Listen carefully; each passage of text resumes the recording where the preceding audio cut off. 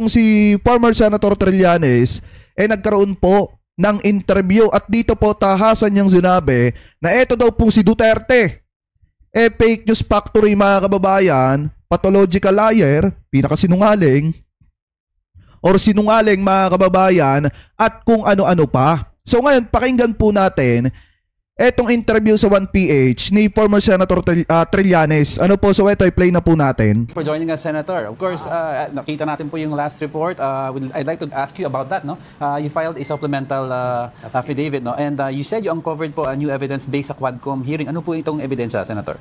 Actually, sinubmit lang namin yung affidavit ni Mr. Mark Taguba, who pointed to Pulong Duterte as the one controlling the importations of contraband, including illegal drugs doon sa customs ng panahon nila. And also Mr. Jimmy Guban, who pointed at Pulong Duterte rin as the kingpin ng mga illegal shipments kasama ng illegal drugs sa customs.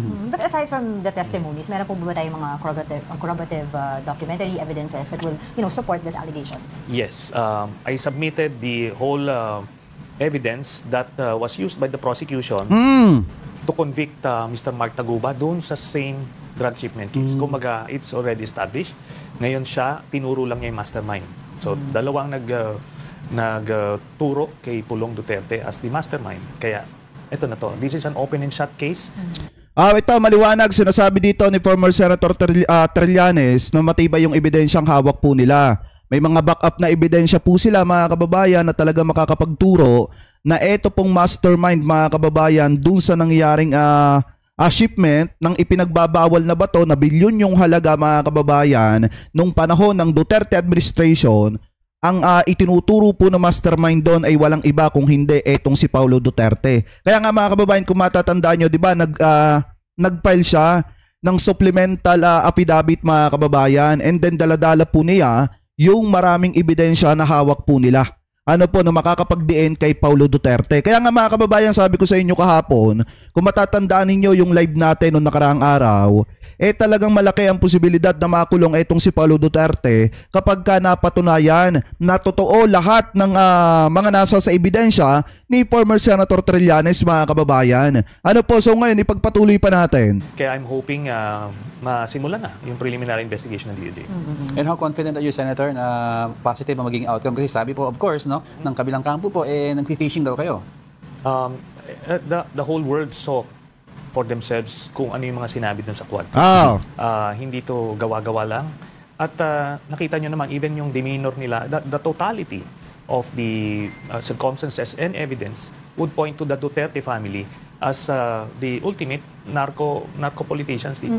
They monopolize the drug trade. Tama! Yung war on drugs nila was just a ploy, was a ruse, to divert the attention ng taong bayan dun sa kanilang ultimate objective. Yan talaga yung totoo dyan mga kababayan, yung pakikipaglaban ni Digong sa ipinagbabawal na bato noong panahon po niya ay parang ano lamang mga kababayan, palamuti sa mata ng maraming kababayan po nating Pilipino. Para nga naman, malihis yung atensyon ng mamamayang Pilipino at hindi makita ng taong bayan yung totoong nangyayari sa likod ng madugong pakikipaglaban ni Duterte sa ipinagbabawal na bato. Kaya nga mga kababayan, maliwanag yung sinasabi dito ni former Senator Trillanes na ginawa nga lang palamuti yung madugong pakikipaglaban nila sa ipinagbabawal na bato para lang makuha yung atensyon ng taong bayan. Ano po ngayon ipagpatuloy pa natin? Which was to establish and monopolize yung sarili nilang kartel. But do you think there's an impact, itong pag-file niyo po ng mga cases na to, may impact ito dun sa investigation, pending investigation ng ICC? No, separate siya. Kasi si Pulong is different and separate from the ICC case kay Mr. Duterte. Yeah, right. But since we're talking about ICC, kamusta na po yun? Kasi we've heard some reports and yung mga from your past interviews last year, no, sabi niyo before SONA and then na-move. Kailan na po ba na talaga pupunta yung ICC? Okay, ganito. Last year, the information we got was second quarter of 2024. However, because of the statements of the Marcos administration that they will not cooperate, and because of that, in-elevate nung ICC yung threshold for evidence. Dati, probable cause lang, they will file it And therefore, pag may probable cause, mag-i-issue ng warrant. Yes. Kaso since hindi na sila makakakuha ng further evidence, since hindi na nga mag-cooperate, they raised it to certainty of conviction. So because of that, hindi muna nila final yung application ng warrant. So they spent the good part of the last 9 months gathering additional evidence para at certainty of conviction, para whether the Philippine government cooperates or not, they would have enough to convict Mr. Duterte. And I think lagpas na ron. And at this point, kailangan na lang natin mag-antay. It will come sooner than we expect. I remember, Senator, yung hearing, very interesting hearing ng Quadcom, yung nagalit sa'yo sa former president. Yeah. He said initially, sige, ako mismo pupunta doon, basta makasampal daw siya sa inyo. Yeah, Iba po yan. ang statement bigla. Given na iba-iba po ang pronouncements na, now do we see probably yung warrant na ito idadaan na lang sa Interpol? Yes, but ano ko lang, iba yung reason niya kung bakit niya sinabi nasa sampalin daw niya Yes, ako. yes, yes. It's the waiver ng bank account. Ay, oo. So, nung una, nagbo-volunteer siya na he will sign the waiver. Nung challenge siya nung chairman ng Quadcom, kung pwede niya na ba pirmahan right there and there at ipe-prepare na yung waiver, suddenly, he created a scene to divert the attention. Again, dun sila magaling mag-deceive. So, Kasi tingnan nyo mga kababayan, nakakapagtaka kasi dito, bakit manggagalaiti si Duterte kung hinihingi lang naman kasi yung mga bank statement mga kababayan nung kanyang bank account. Ang problema kasi mga kababayan, di ba nung una nagbo-voluntaryo nga siya, napipirma siya ng waiver. Mga kababayan, kinabukasan or anytime. And then mga kababayan, nung nag-challenge na itong si Duterte, tapos nakikita niya itong si former Senator Trillanes nang gagalaiti bigla itong si Digong at dumating pa nga sa point na hahampasin niya ng mikropono mga kababayan etong si former Senator Trillanes. And then, di ba kung matatandaan nyo, nawala na po yung issue about po doon sa bank account nitong si Duterte na magsasign pa nga siya ng waiver para makita ng taong bayan, maisa publiko, yung kanyang bank account. Di ba nawala na yung issue yon?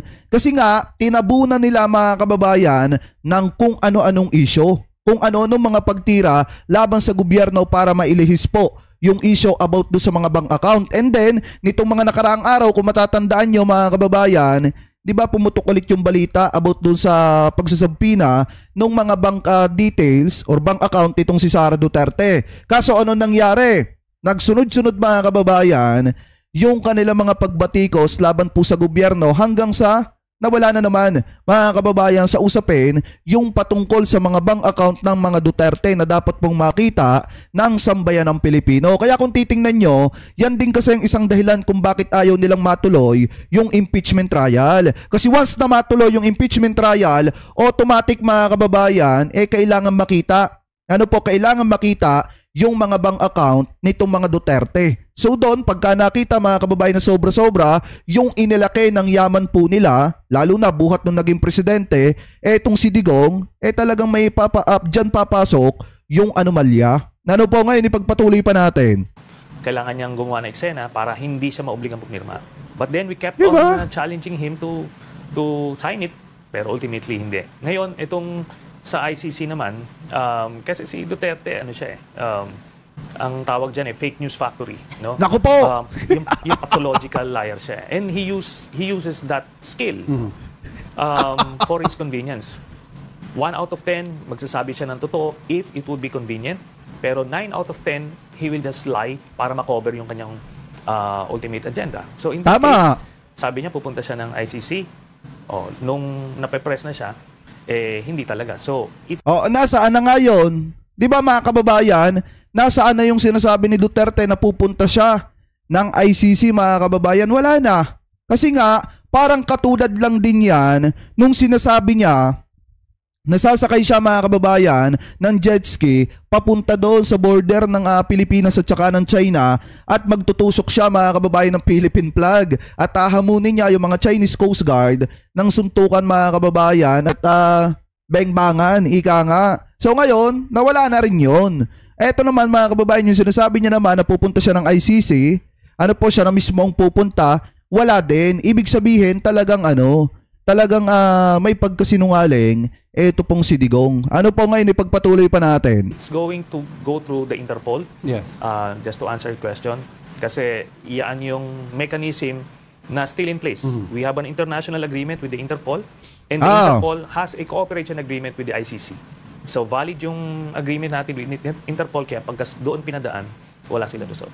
But what do Wala you think sila about magagawa. yung naiiba ngayon yung direksyon ng PBBM administration pagdating sa usapin ng ICC. Before na nag-break up yung unit team, ay talagang very stern doon sa wala, hindi po pwedeng makialam ang ICC dito. Pero ngayon medyo parang they're opening up about it, although may mga konting mga statements pa rin sa kanila na medyo we'll do our own case here, we'll investigate, etc. But what do you think about it? It's expected. Kasi ang pinakang protection na lang ni Duterte was that unity with the administration. Pero nung nag-break away siya and when he tried to actually oust President Marcos, it's just common sense, no? Bakit ka pa poproteksyonan? So, ano yan? Tama. It's very much expected yung shift from definitely will not cooperate to now we will turn him over. Ay, Ma'am Josie Mactolintina, may galab shoutout. Nasaan na yung ano natin, yung basher natin, si Ma'am Arceo. Ay, Ma'am Arceo, thank you po at nagpupuyat kayo sa akin. Anyway, ay mga kababayan, kung titingnan nyo, di ba yung sinasabi dito yung tanong kasi kay former Senator Trillanes, yung about sa ICC nga, yung paninindigan ng gobyerno po natin. Pero kahit ako naman nga talaga mga kababayan, kung ako ang presidente, tinitira ako ng taong yon na iniimbestigahan ng ICC, bakit ko pa siya didepensahan? Di ba mga kababayan, si PBBM ay tao lamang din na katulad po natin. Normal lang na magbago yung kanyang pananaw or yung pananaw ng kanyang administrasyon patungkol po sa ginagawang investigasyon ng ICC mga kababayan kay dating Pangulong Duterte. Kung makikita naman po nating lahat, sunod-sunod yung mga pagbira ni dating Pangulong Duterte kay PBBM. So kung ikaw ay binibira nung tao na dapat ipagtatanggol mo, bakit mo pa siya ipagtatanggol? O di hahayaan mo na umusad yung batas at imbestigahan yung tao na yon. So parang ganito po yun mga kababayan, yung tinutukoy dito ni former Senator Trillanes, parang katulad lang yan nung banggaan ni Commodore J. Tariela at saka ni Marcoleta. Di ba sinasabi ni Marcoleta, bakit hindi mo ikinorek yung accusation na traitor daw etong si Marcoleta dahil nga nagbitaw siya ng pahayag about po dun sa ICC. Di ba ang sagot doon ni Commodore J. Tariela, bakit ko pa ikukorek yun? Bakit pa kita ipagtatanggol? Ginagago mo ko. Di ba mga kababayan? So parang ganito din yon yung kay PBBM. Bakit nga naman niya ipagtatanggol pa, puprotektahan pa? Etong si Duterte, sobra na nga yung ginagawa sa kanya. Di ba mga kababayan? Kaya yun yung nakikita nating dahilan kung bakit nagbabago yung pananaw ng Malacanang, ng gobyerno ni PBBM about po sa issue ng ng ICC. Mga kababayan, laban dito kay Duterte. Ano po, ipagpatuloy pa natin. To the Interpol.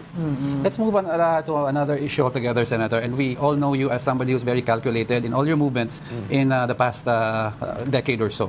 And you have decided to run for mayor of Caloocan. And so, pag may ganitong pronouncement ka na kinagulat ng marami kasi we expected baka mag-party list si Senator because national scale. But you decided to run for mayor sa Caloocan. That means may nakita po siguro kayong dapat baguhin sa Caloocan. Ano po itong nakita nyo, Senator? Ganito yan, ano? I agree. I was exposed to the national political scene. So doon ako nakatuon. Yung national policies, dyan tayo nakatutok. Pero nung last year when I was invited to explore running for mayor, I went around Caloocan City and I consulted different people there. Nakita namin, grabe ang situation sa Caloocan.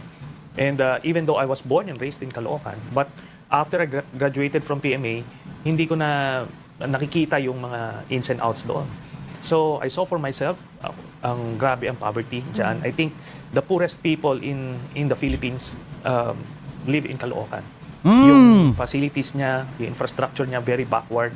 Then grabe ang corruption. So ibig sabihin napapabayaan ng mayor ng Caloocan yung kanyang lungsod. Kaya dapat kung napapabayaan, ipalitan na ni former Senator Trillanes. Kasi mga kababayan, sa totoo lang, eto kasi si former Senator Trillanes, akala nga natin tatakbong senador. Dahil kung tatakbo itong senador, mga kababayan, talagang susuportahan po natin ito. Kasi kita naman po natin, pamula noon hanggang ngayon kung paano siya makipaglaban dito po sa mga Duterte.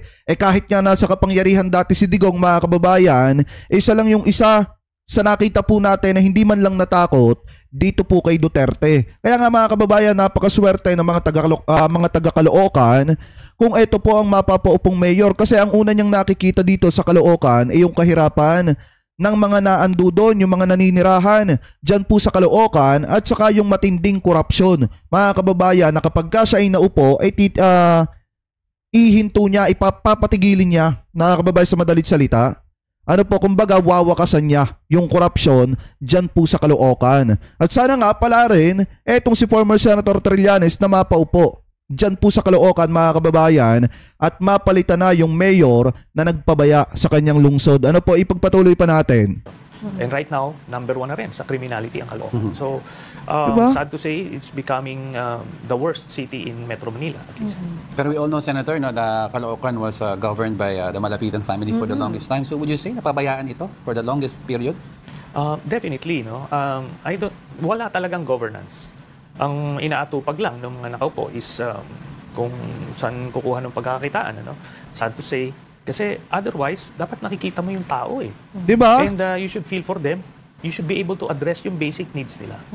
Kaya talagang napabayaan ang You mentioned ang tinitignan nila kung saan sila kung saan sila pwedeng kumita. Yes. No, that's your word. Do you have a basis on that? marami, no? And you can see it. Makikita mo lang doon sa basura, no? Hindi nakokolekta. Once every 2 weeks ang collection.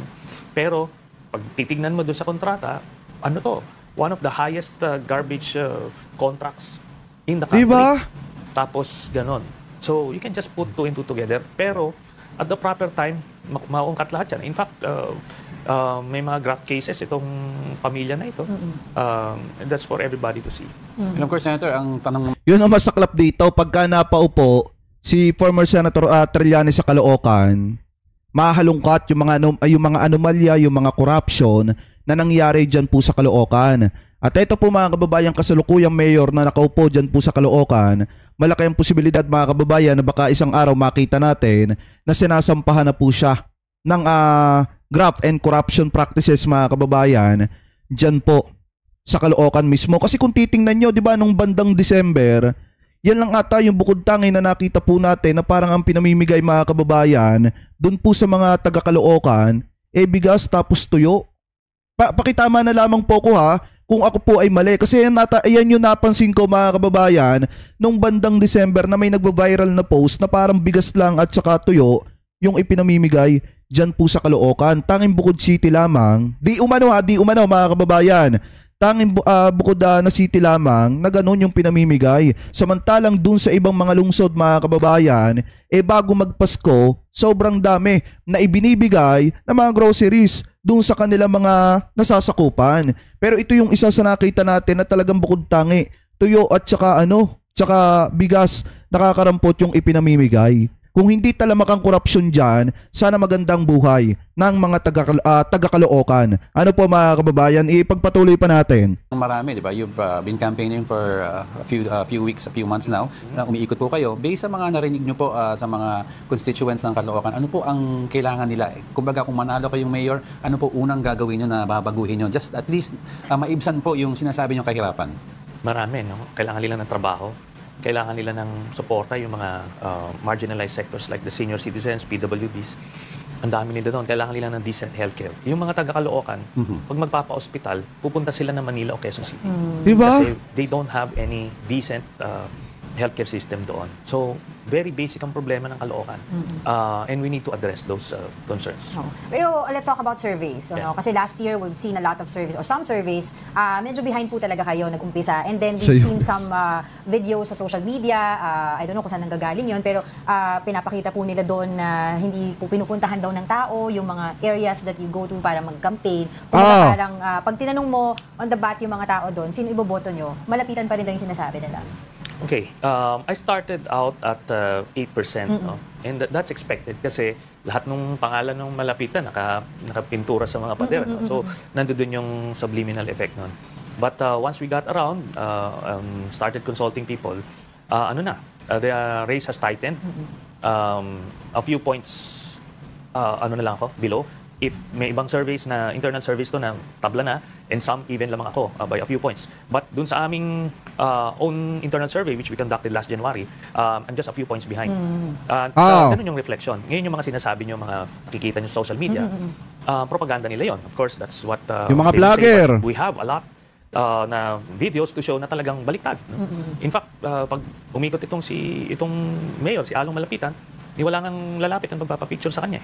They probably do not know him kasi hindi naman ito nakikita, hindi talaga umiikot. So, yan yung problema nila. No? They can just capitalize on propaganda dahil because of the money that they have. But the real picture on the ground is very much different. Okay, siguro we'd like to pivot a little to ask you about pressing issues ngayon sa bansa. No? We cannot not ask you Yes, of course. about being, it. Being a former senator po, you know what's happening po sa impeachment. Yung na-transmit nila, sinabi ni SP Chis Escudero na they will take it up by June, I think, third week. No? Ano po ang interpretation niyo dito? Kasi the word forthwith ang pinagdidebatihan nila dito. Maliwanag yon. Pag forthwith, ibig sabihin nun, Minamad- right away, or immediately.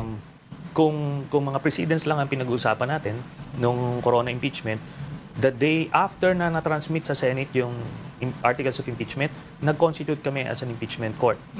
Iba yung legislative calendar sa impeachment calendar.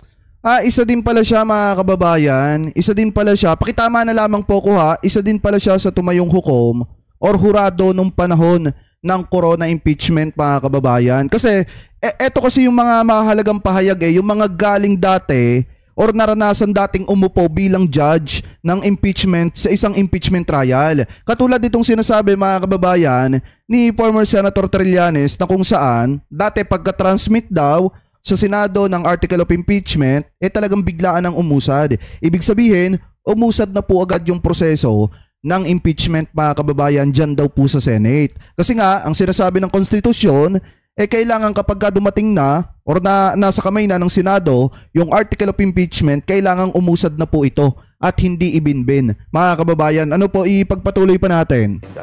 Walang nakalagay doon sa provision sa Constitution na kailangan during session.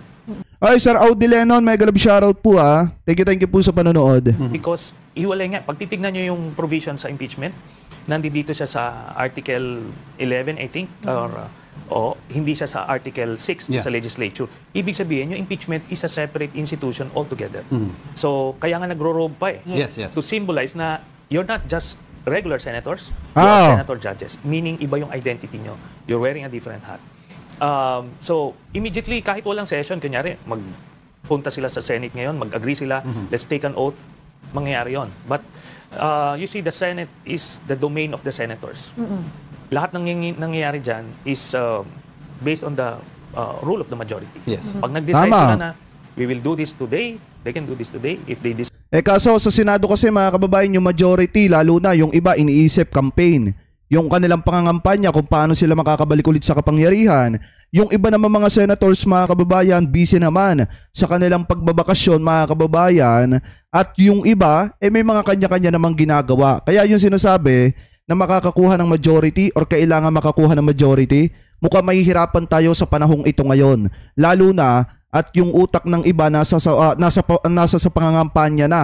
And then yung utak naman ng iba, nasa pagbabakasyon na. Mga kababayan, kaya sa point na sinasabi lagi ni Senate President mga kababayan na hindi pa napapanahon sa ngayon yung impeachment proceeding, yung pagtutuloy-tuloy mga kababayan or pagsisimula nitong impeachment at dapat simulan sa July, talagang maiintindihan din ng iba. Kasi nga mga kababayan, yung ibang senador wala talagang balak na pagtuunan po ito ng pansin. Lalo na yung mga katulad ni Bato de la Rosa na busy na sa pangangampanya. Ano po at Ninabongo? Anyway, ipagpatuloy pa natin. decide to do this on June 2, they can do that. Oo. Pero why do you think saan nanggagaling si Senator Chis Escudero? Because kung si Senator Coco Pimentel yung tatanungin, gusto niya magtawag na ng caucus, tas other legal experts like former Senator Franklin Drilon, sinasabi nila naman diba? Once na na-receive nyo na yung complaint, pwede na natin simulan, etc. Pero bakit si Senator Chis Escudero, iba yung pananaw niya?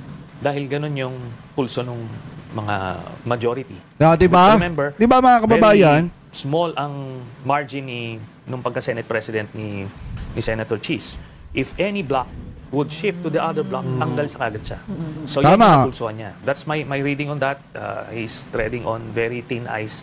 Kaya very careful siya. Meron lang convenient alibi na recess ngayon, campaign recess, but he knows it. Kung iba ang set of circumstances, he would have convened it right away. And alam nyo, si Senator Chis, Senate President Chis, magaling yan sa kumaga legal procedures. Ano? I can imagine kung presiding officer siya, he would have displayed yung kanyang legal prowess, mapakita na niya sa taong bayan. And he would want that.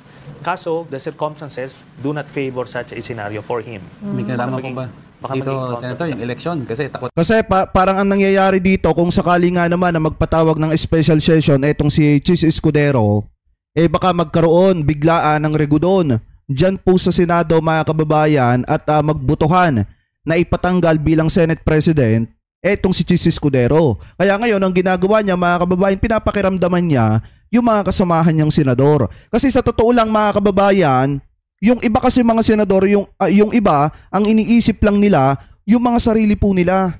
Marami po dyan ang iniisip, hindi ko naman po nila lahat, yung mga sarili po nila kung paano sila makakabalik at makakasurvive ngayong Mayo 12. Kaya nga yung iba, maaga pa lang, nangangampanya na. Kita nyo, mga kababayan, kung sino pa nga yung walang ginagawang halos matino, dyan po sa Senado, sila pa yung maagang nangangampanya ngayon. Sila pa yung maaga na nag-iisip, mga kababayan, kung paano sila makakasurvive sa politika. At sila pa yung maaga na gusto makabalik agad sa pagiging senador. Kaya nga, mga kababayan, sabi ko sa inyo, much better na piliin nyo yung mga kandidato na iluluklok po ninyo. Kasi kawawa po talaga ang sambayan ng Pilipino, lalo na sa mga ganitong klase ng usapin na dapat agad-agad ay nauumpisahan na. Pero dahil nga sa iba yung nasa isip, nung iba mga senador, mga kababayan, siguro yan din yung dahilan kung bakit nagdadalawang isip etong si Senate President Chis Escudero na mag-request ng special session. Ano po? Anyway, ipagpatuloy pa natin. Daw yung ibang senator judges na may backlash if they vote in favor of impeachment. Yeah, for sure. Pero kasi, pagka sinimulan mo yung impeachment trial, lalagpasan nyo naman yung election. Yeah. You can Tama. the verdict can happen after the election, so hindi ka tatamaan. You will just attend there. In fact, favorable po to sa mga Visibility, Makikita sila sa no? TV. Yes, makikita you can sila. just keep your cards close to your chest, di ka magpakita ng but doon ka. They can do that. Ano lang ito, I think there is a block there na pwedeng mag-shift sa kabila and mawawala sa pwesto. So, It's unfortunate. Yeah. Oo, so parang mas meron dun na baka kasi magalaw yung kanyang pagiging Senate President, ganun ba? Ganun ba? And ano lang yun, speculation yes, lang yun. yes. And there is also this practical reason na karamihan ng mga senador ngayon ay out of the country. Schedule na yan. May Diba? International Parliamentary Union, may mga official businesses elsewhere. So, for practical reasons hindi. Pero yung caucus na sinasabi ni Senator Coco Pimentel, pwede naman gawin yan online Mag-caucus sila na doon. O sige, let's meet when all these private or official businesses are done. Yes, they can meet ng March. Pero yung sinasabi nilang yung isa pang issue na yung carry over from 19th Congress, pag di natapos i-carry over na sa 20th Congress, yung iba sabi okay yun, yung iba sabi hindi. I think paliwanag yun na diretso yun. Kasi itong impeachment, pag titingnan nyo sa Constitution, walang nagsasabi dyan na hihinto yan pag every end ng Congress. Walang ganon. Pag walang ganon, hindi ka pwede mag-invento na merong ganon. It's just like a trial, let's say sa Sandigan Bayan.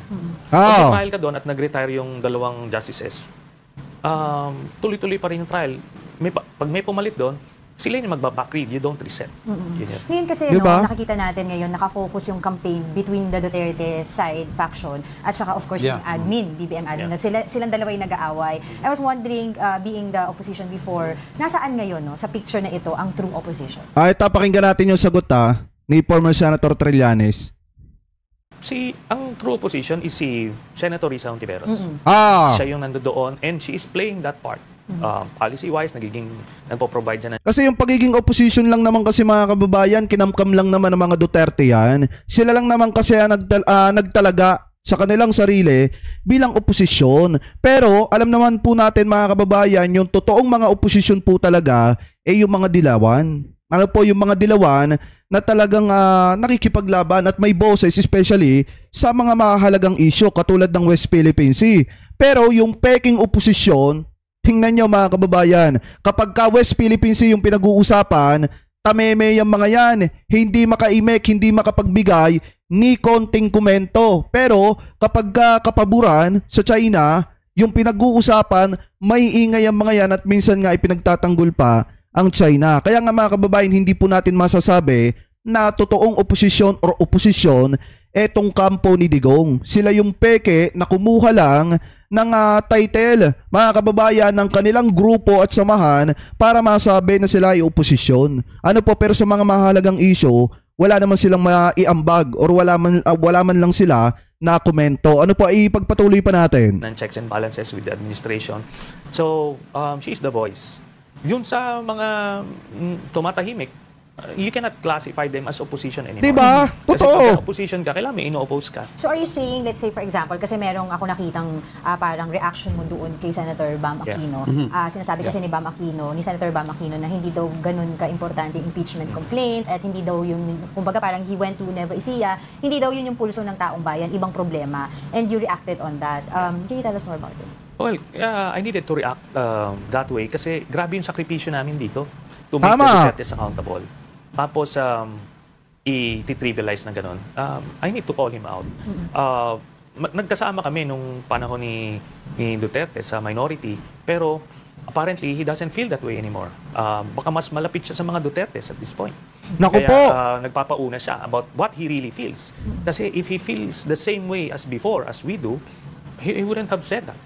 So you're saying, Senator, based sa nakikita natin landscape, well, Kaya hindi ko talaga isinama, mga kababayan, di ba, ipinopromote ko pa nga sa inyo nung mga nakaraang araw, mga nakaraang buwan, etong si Bam Aquino. Kaso nga lang, ang problema kasi dito, nakikita natin na mas pinapahalagahan niya, mga kababayan, etong sinasabi ng mga Duterte at yung pakiusap ng kampo ni Digong kaysa po dun sa sinasabi ng taong bayan na dapat mapanagot etong si Sara Duterte. At napansin po natin yan nung nagbigay siya ng komento about impeachment, kung paano niya sabihin na hindi mahalagang usapin etong impeachment, mga kababayan, doon pa lang sablay na siya. Ano po, ipagpatuloy pa natin. we should call it the yellows or yung mga pinklawan are veering now towards the Duterte side.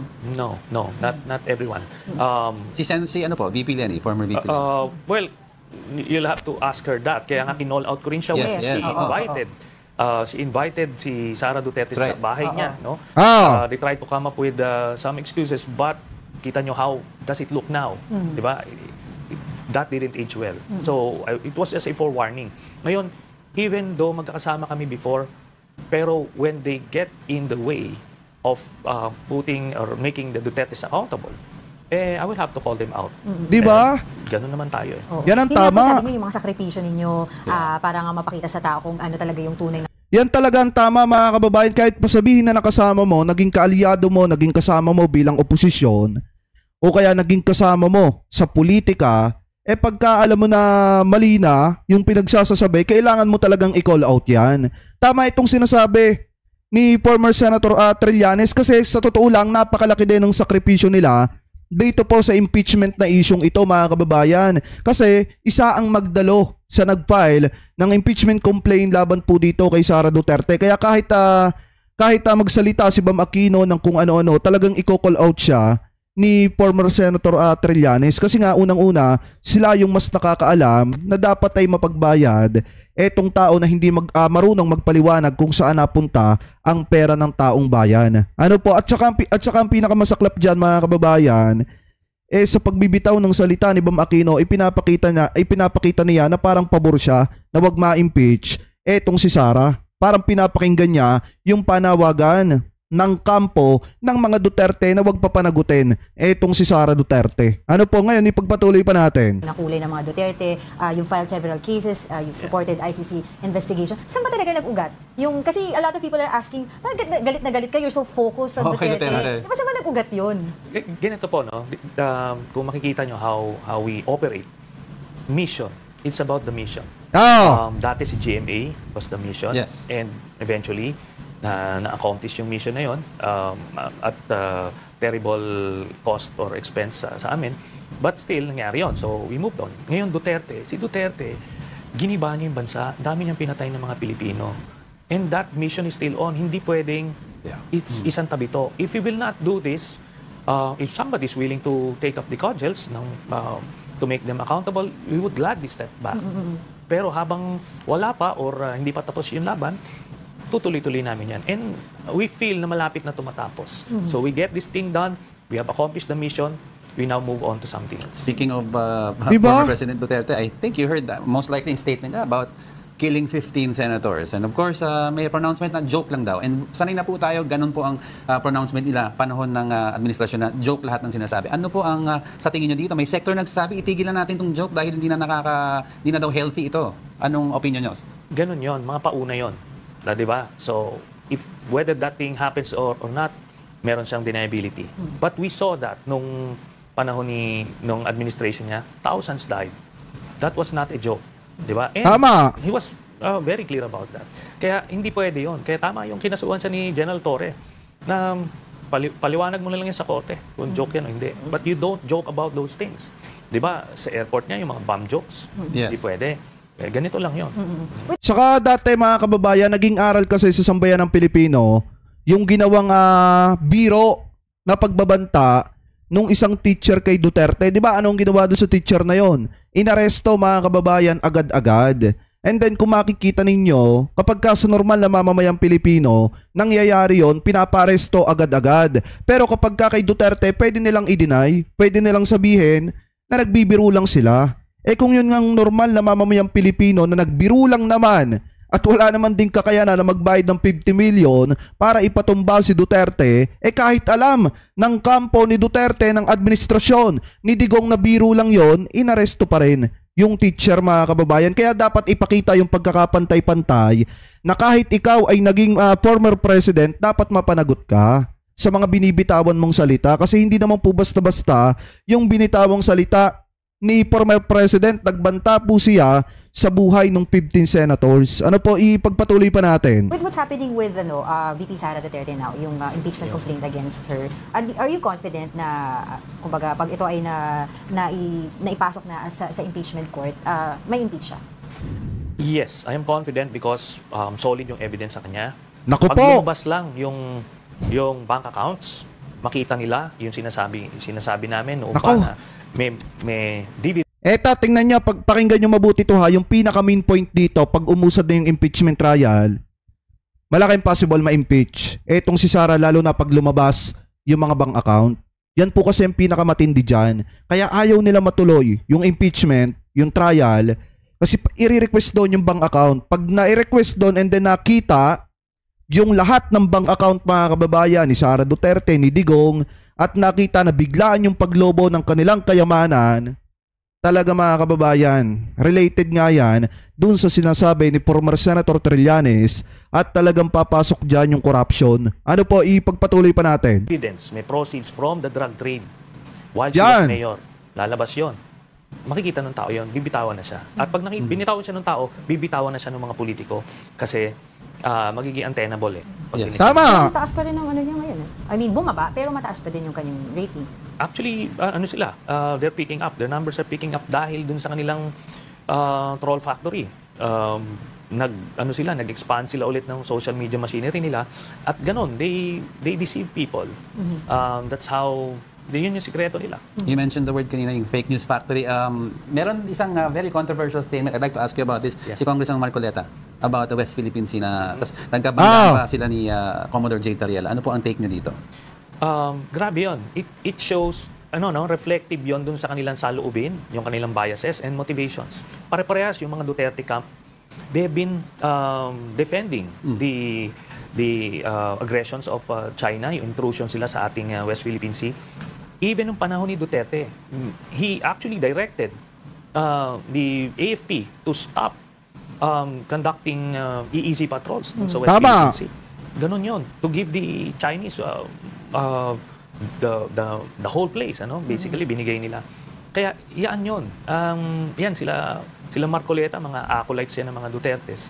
Nako! Ibig sabihin, we have a pro-China motivation dito sa kampo nila. Pero the way that is ayan mismong si former Senator Trillanes ang nagsabi, mga pro-China yung naando doon kay Digong. Kasi nga mga kababayan, yung mga ginagawa nila, talagang gawain po yan ng mga pro-China. Ano po, hindi po tayo nagsabi niyan Yan po ay mismong nanggaling sa bibig ni former Senator Trillanes at saka ni Commodore J. Tariela. Ano po yung mga pro-China candidate dyan, yung mga nagtatanggol sa China, mga kababayan. So alam na naman natin kung sino yon. Ano po yung mga yan. Ano po, anyway, pagpatuloy pa natin. BBM administration is going through this, kumbaga yung mga ginagawa nila para sa West Philippine Sea? Or do you agree on that? Yes, kung titignan nyo, practically the same sila ng foreign policy position as regards the West Philippine Sea dun sa Pinoy administration. So, they have turned away from the pro-China stance and they have realigned dun sa traditional security allies natin. Ito, before we let you go, kasi wala na po tayong oras, I want to know also your insight doon sa nangyayari. Of course, ang sabi nila si Senator Amy Marcos ay kumbaga parang torn between two lovers, di ba? Hindi, para po sa inyo, ano po ba dapat yung ginagawa niya? Dapat ba pumanig na lang siya ngayon sa kapatid niya or still continue the friendship with the Dutertes? Dapat, siyempre, kung before na hindi pa na nagkakahiwalay, sige, pwede kang mag-straddle between the two camps. Pero nung nagkahiwalay na, dapat doon siya sa kapatid niya. Tama! Kasi, yun parang betrayal yun. And nakikita nyo, hindi rin naman siya in-embrace ng mga Duterte sa Davao. Kaya I think it's a miscalculation on the part of Senator Amy na mamangkasa sa dalawang ilog at this point. Siguro iniisip niya, she could easily surpass the 2025 elections sa 2028. That partnership would have been convenient. Kaso, ngayon, at risk yung 2025 niya. Yeah. And lastly po, you said mission accomplished kayo kay PGMA, ngayon kay former President Duterte. You want to see justice by him going to the ICC process. Would you say pag nangyari po yun, tapos na? Or habulin niyo po lahat ng mga nasa Duterte na sa tingin niyo po ay dapat kasuhan? Lahat ng pwedeng habulin. Nako, yan! Si Duterte, si Digong, si Sara Duterte, at si Pulong. So, yun. Ngayon, eventually, kung may madidiscover na plinander itong si Baste, then he would be answerable as well. Alright. Mission accomplished na si Senator. It's great to have you po here and hopefully... Ayan mga kababayan yan kasi ang mali. Ang mali ni Senator Amy Marcos, di ba dapat nung naghiwalay, nung nagkalamat na ang relasyon ng unity team, dapat ang ginawa niya mga kababayan, mas nagstay siya sa kapatid niya. Bakit? Kasi ang sambayan ng Pilipino, mas lalong bumibili at humahanga dun sa tao na marunong magmahal sa kapatid at sumuporta dun sa kapatid. Lalo na mga kababayan, at etong si Senator Amy Marcos, kapatid ng presidente. Dapat ang ginawa niya nung una, sinuportahan niya na lamang etong si PBBM at lalo na ipinakita niya yung pagmamahal niya sa kanyang kapatid at sa kanyang tatay nung panahon na binabastos etong si Apo Lakay. Di ba mga kababayan na etong si Apo Lakay at etong si PBBM? Dapat ng mga panahong binabastos ni Sara Duterte, dapat ipinagtanggol niya sana yung kapatid niya. Ngayon mga kababayan, nahihirapan si Senator Amy Marcos sa sitwasyon na namamangka siya sa dalawang ilog. Bakit? Hindi naman siya ipinopromote ng Duterte camp. Nakita nyo ba na ikinakampanya si Amy Marcos ng mga vlogger ni Digong? Hindi. And then tayo mga kababayan, hindi rin. Kasi nga, sinabi ko na sa inyo una pa lang, 2024 pa lang, sinabi ko na sa inyo mga kababayan, nang dahil sa ginagawa nila kay PBBM at kay Apo Lakay, yung pambabastos na hindi man lang siya nagbigay ng komento, hindi man lang niya sinoplak itong si Sara Duterte, dun pa lang mga kababayan, sinabi ko na sa inyo na hindi ko talaga ikakampanya itong si Senator Amy Marcos. Kasi nga mga kababayan, kung hindi nga niya kayang magmahal at sumuporta sa kanyang kapatid, paano niya pamamahalin ang sambayan ng Pilipino? Diba mga kababayan? In the same time, kung titingnan nyo rin dito sa naging pahayag ni former Senator Trillanes, kapag ka nakita niya daw na itong si Basti Duterte, sangkot din mga kababayan sa hindi magagandang gawain, hahabulin din. Ibig sabihin, sasampahan niya din ang kaso mga kababayan at pagbabayarin din itong mga ito. Ano po kasi itong si Sara Duterte, alam naman natin, magkakaroon ng impeachment yan. Si Pulong Duterte, sinampahan na ng kaso. And then etong si Duterte naman mga kababayan, bukod sa may mga kaso, nanganganib pa sa ICC. Ano po? So ngayon, kung titingnan ninyo, sabi ko nga sa inyo mga kababayan, napakaswerte ng mga taga-Caloocan kung mananalo etong si former Senator Trillanes kasi nga tatanggalin niya yung korupsyon dyan po sa Caloocan mga kababayan at uunahin niya yung pangangailangan ng mga taga-Caloocan.